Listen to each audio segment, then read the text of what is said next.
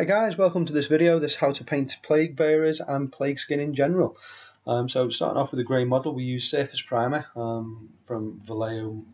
It's not the Vallejo model, it's just Vallejo's Surface Primer in Ghost Grey is the colour I use for this one. If you want a darker effect, then obviously you can go black, and you pretty much use whatever you want to for your primer for this one. There'd be no problem with black, because the burnt umber that we're about to put on now is a really dark colour anyway. And then again, as with the primer, just straight over all the model, making sure you get into all the recesses. Make sure you really do cover the grey on the model. So, as I mentioned, this is the method I use for all my plague skin. So everything from the Great Unclean One and Demon Prince down to the Plague Bearers and Nurgles are all done in a similar variant of this. After the burnt umber's dried, I then move in with yellow ochre or yellow ochre, depending on how you pronounce it. Never known. And with this one, this is a typical sort of 45-degree angle that you want to be spraying at with this, which then will leave all the under areas of the model, sort of under the arms, under the backside and behind the knees. It'll leave all those in the burnt umber colour. After your yellow ochre, move up to tan earth, which is the next step of the highlight, and it's exactly the same, 45-degree highlight, but a much less liberal highlight, I think is probably the expression I'm looking for. And just make sure you pick out the real high areas, the knees, the arms, face, and it should just sort of pick up somewhere along there. Then from there, I then pick up a random tan, which is a really light one, but again, it's got that sort of yellowy colour into it, which brings it back to the ochre, and I just dry brush right over all the model. Quite a decent, quite a thick dry brush to it, and picks out all the areas that needs to, all the pustules, all the little details. Really concentrate on things like the knees, the back of the thighs, the buttocks, the spine, where you can see him just doing, face obviously.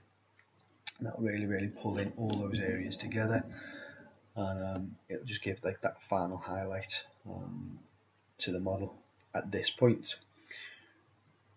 Once you've finished with all the highlight areas, I'm going to move into Reichland Flesh Shade, which is my choice that I've put over, and I literally just cover the whole model in this.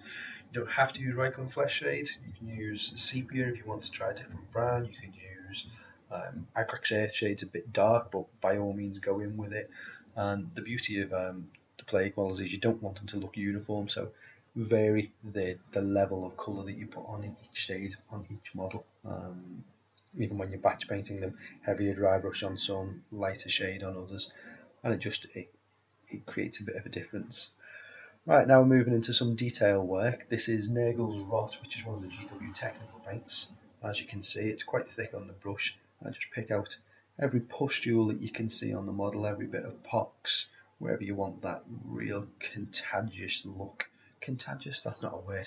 that real slimy, oozy look of pestilence. I think it's such a great paint this Nurgle's Rot. It's the technical paints that GW have released. I'm a real fan of this. Blood for the Blood God we're going to use in a moment. I just really like them. So we've gone over there. As you can see, that the green just stands out against the brown there. A lot of people use green as the main colour for Nurgle.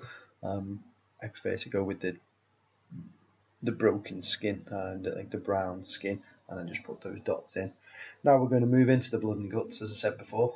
So we're going to use fire red as the base, literally fill in all the areas that are open sores, so gashes, wounds, any broken skin areas that you fancy, and just look around your model. They're all different, and throw them in where you think looks correct for them. So get a good solid coat onto them.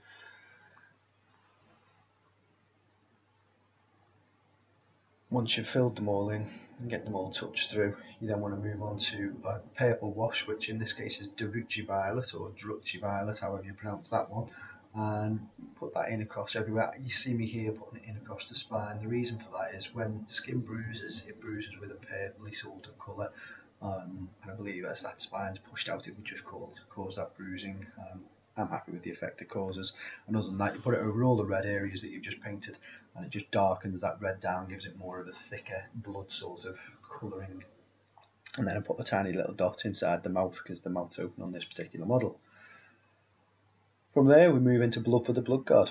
So another technical paint, and just put that in. Don't be sparse with it, but at the same time less is more. You just practice with it, guys, and you just put it into all those dots and it just gives that congealed look to it.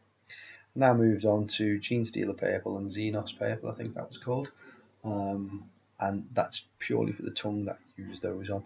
So the Xenos Purple and then Genestealer Purple is just the highlight to it, and that just gives a different colour into the tongue.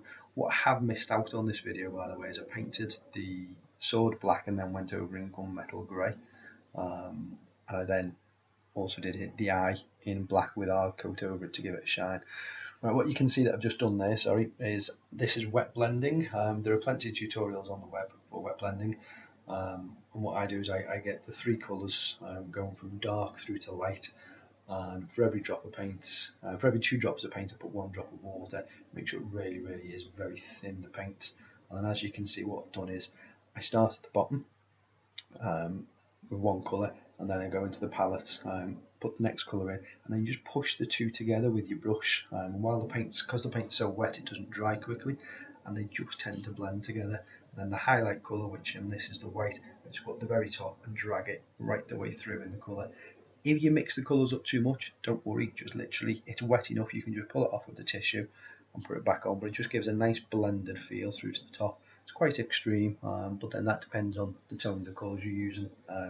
White doesn't make it very extreme. I then use that mid colour, which was skin tone, add a little bit of white to it, put the 2 together, and I just pick out all the highlight areas that I want to put an extreme highlight on. So right around any raised areas of skin where it's ripped, his teeth, I'll run across those, and then any, as you can see there, raised skin, fingers, knuckles, knees, things like that, just wherever you want to. Just it's almost an edge highlighting, picking those up, and then finally you'll see that I go back in with the Reichland flesh over his teeth just to darken them down because they're a bit too comical. And that's pretty much it, guys. It's a very simple technique. It's great for batch painting. Please feel free to leave me some comments. There's going to be some pictures coming up now. But if you haven't already, then subscribe to the channel. These are the unit together. It's a different champion that you'll see in there because the base didn't work out, but there is a video for bases.